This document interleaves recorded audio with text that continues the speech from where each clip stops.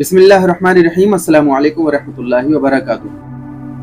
आज हम बात करेंगे एक ऐसे सवाल के बारे में कि जो अक्सर एक मुसलमान नौजवान के दिल में जरूर आता होगा, और वो ये कि अगर एक तरफ इंसानियत हो और एक तरफ दीन हो तो हम किसे इख्तियार करेंगे? क्या इंसानियत और दीन अलग अलग चीजें हैं या फिर इंसानियत दीन की शुरुआत है? आइए इसके बारे में कुरान पाक से पूछते हैं। कुरान पाक के पहले पारे के शुरुआती सफ़ों में पहला हुक्म अल्लाह रब्बुल इज्जत इरशाद फरमाता है मिन हैसु तरतीब, बिस्मिल्लाहिर्रहमानिर्रहीम, व इज़ा क़ील लहुम ला तुफ़सिदू फ़िल अर्दि क़ालू इन्नमा नहनु मुस्लिहून। कि जब उनसे कहा जाता है कि तुम जमीन में फसाद मत मचाओ बल्कि इंसानियत बरकरार रखो, तो वो कहते हैं कि हम ही तो इस्लाह करने वाले हैं। तो इस आयत में अल्लाह रब्बुल इज्जत ने पहला हुक्म जो इंसानों को दिया है वो ये है कि हमें इंसानियत बरकरार रखना है और फसाद नहीं मचाना है। और फसाद सिर्फ ये नहीं है कि जमीन में तबाही और लड़ाई हो, बल्कि फसाद ये भी है कि अगर कोई किसी का हक मारता है तो वो भी फसाद है। कोई नफरतें पैदा करता है, नफरतों को बढ़ावा देता है, जुल्म करता है, इंसानियत की हदें पार करता है, तो वो भी फसाद है।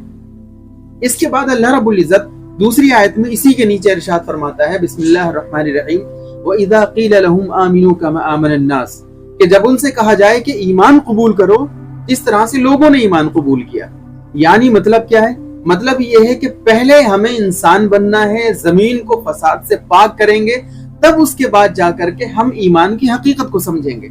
इसी चीज को अल्लाह के नबी सल्लल्लाहु अलैहि वसल्लम ने अपनी हदीस पाक में बड़े प्यारे अंदाज में बयान फरमाया है। अल्लाह के नबी सल्लल्लाहु अलैहि वसल्लम इरशाद फरमाते हैं, अल मुस्लिमु मन सलिमन नास, कि मुसलमान वो शख्स है कि जिसके हाथ और जबान से पूरी दुनिया के लोग महफूज रहें, पूरी दुनिया के लोग हिफाजत में रहें।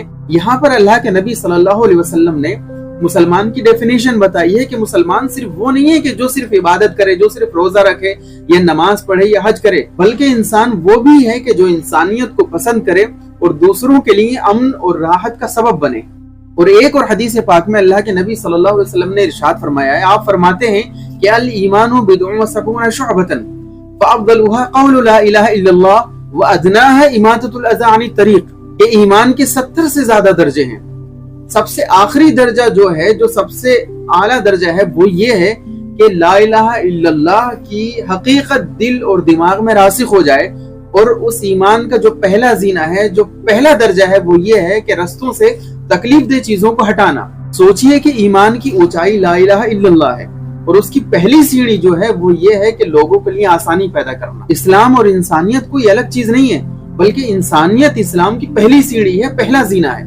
जो शख्स पहले जीने को पार नहीं करेगा वो आखिरी जीने की हकीकत को बिल्कुल भी नहीं पा सकता है। अल्लाह ताला से दुआ है कि अल्लाह ताला हमें ऐसा ईमान अता फरमाए कि जिसमें इंसानियत की खुशबू हो, जो हमें दीन के मुकम्मल करीब कर दे और मुकम्मल मुसलमान बना दे।